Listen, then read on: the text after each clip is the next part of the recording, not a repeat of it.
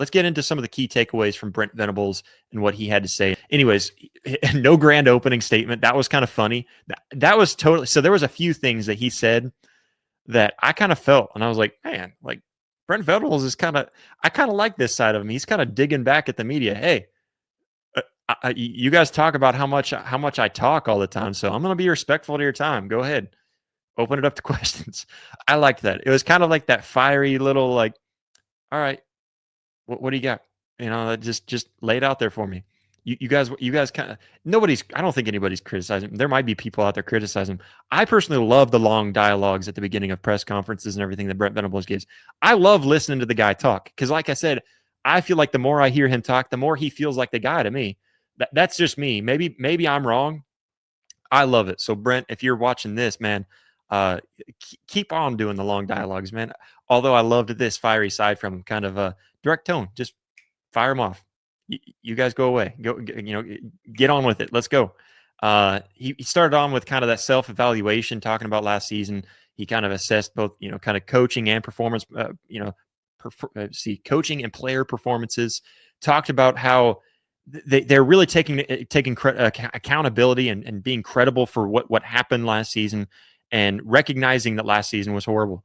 Doesn't matter if you go 16-0 or 6-7 like Oklahoma did last season.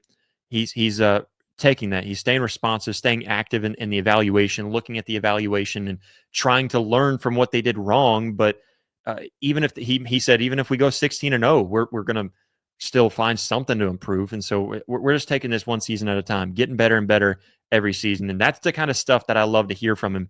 That's the kind of stuff that makes me feel like I like Brent Venables. I want Brent Venables to succeed, and more than probably anybody, as much as some of you. But yeah, I love Brent Venables. Love hearing that kind of stuff from him, and some more things that he mentioned a little bit that I probably get to. So I don't want to repeat myself. But he also talked about the offensive line improvement, talking about their growth, some of their growth and weight too, and how they're getting big and fit, and kind of the physicality of them, and how the technique during the offseason, some of the training was very focal point on specific things that they need to improve. So love hearing that. He even talked about kind of the emerging role of guys like Taylor Wine, kind of highlighted kind of his trajectory, if you will, and talking about how he's even shown kind of a leadership out on the field. And so the more that I hear about Taylor Wine, man, I'm excited. I hope to hear more of him, and I hope to hear his name called on Saturdays. I really hope he makes it on the field a lot this season. It's going to be hard because I think you got 5 solid guys that you could throw in there, and that's great to hear. That's great to have all that depth. And I know Teddy Lehman, I did catch a little bit of one of their episodes here recently where they were talking about Teddy Lehman's like naming off 8 guys. And he says, if we can have 2 solid guys and 6 depth guys that we feel really, really good about, bam, that's the kind of depth you're wanting. And that's what you got in the tight end group. Obviously, you got the 2 guys and 3 behind them, but still. And you can flip those guys around. The defensive end, man, you just go back there and be aggressive. So Taylor Wine, definitely a guy that I love to keep on hearing about, because that gives me some hope for him and getting in there. And he's worked his tail off to get to this point too. And then, of course, Brent Venables also talked about the defensive culture, how all of that's kind of coming together, but he's kind of talked about how it's honestly, I think it's been instilled, kind of reiterating his vision. And I think he's more or less talking about just how kind of building where he had to come and build from the ground up with this program. And now the 4th-year players, the guys that he recruited in, and all these guys are really coming together and have taken it on to its fullest, really buying in, and their full investment into this system. And that's really great to hear. Great stuff. And the more that we hear about that, again, the better you feel. The defense is why we don't want Brent Venables to leave, right? Because I don't think it can get any better than what Brent Venables is going to be able to provide. I'm not saying it can't get better than what it is. I'm saying what he can do. I don't think there's anybody better than Brent Venables for that defense. Now, if he can be a better head coach and the offense can do its role, that's where I think he's the right guy. He's going to fit just fine if he ends up putting the right guys in the right place. And it feels that way. Again, love hearing what he has to say in press conferences like this. He also kind of talked about kind of the continuity, some of the realignment of the staff, talking about some of the, there was a lot of transfers, talking about them.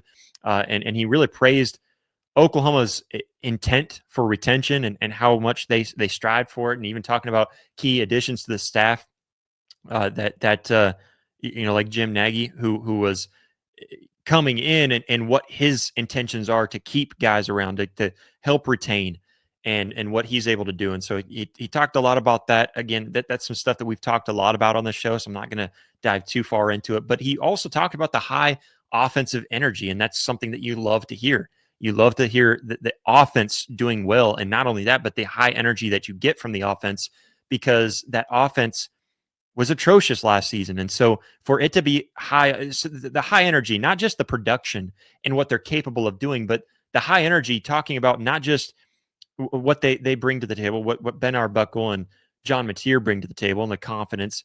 They're seeing that bleed into the entire offense in a way that we didn't hear last season, honestly. And I didn't recognize it last season until we get to this season and how much different it feels. But it wasn't there last season the way that it is here this season.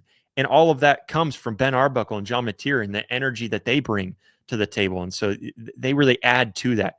And Brent Venables loves to see that. He feels like that culture is there. That's the word I've been looking for, that I keep on drawing a blank on. But that culture around this program, that's what you want to see. He also talked about a lot of the talent and some of the youth and some of the movement that they've made, and some of the rapid, contributions that we could see from some of the freshmen, even specifically over on the defensive side of the ball. Not just freshmen, but even some of those younger guys like David Stone. He brought up the names of, I believe he said the names of Danny Okoye, Eddie Pierre-Louis, Omarion Robinson, that's a guy that I don't think I've mentioned very much. And even last Tuesday, when I was going through depth chart and talking about some of the depth, that's a name that I think I forgot to mention. But that's a guy that we keep on hearing sprinkled in there every once in a while. Another young guy that you would love to see get some more reps and get his name thrown in there a little bit more. And a big thing that I love to hear from Brent Venables as well is some of the leadership, and not necessarily leadership within the program and within the players, but some of the leadership, specifically talking about this new NIL and portal era, where I think Brent Venables' biggest struggle has been all of the retention of everything moving around. I think that's been a really big struggle of his, not necessarily that he's struggled with it as in that he's not doing a good job. It's just that's a lot to take in as a head coach. That's not what you really sign up for as a head coach in college football. Some of that leadership and how Brent Venables has stressed how the leadership, their guidance, they're guiding players along and helping with all of the portal, all the NIL, all of that, kind of staying true to what Oklahoma's true values are in college football and in collegiate sports. So, really big stuff. Good things to hear there. And then he also kind of talked about some of the physicality, and specifically in the trenches. I know he mentioned the trenches, kind of talking about how a major offseason goal was to get some big-time gains up front, improve some of the performance up front in the point of attack, really not just in the trenches on the defensive side of the ball, but he mentioned, again, going back to what he mentioned a moment ago, the offensive line and some of the physicality and what he's shown and what he's seen there and the growth. And again, what Ben Arbuckle was talking about with how much they've studied and try to grow as a unit.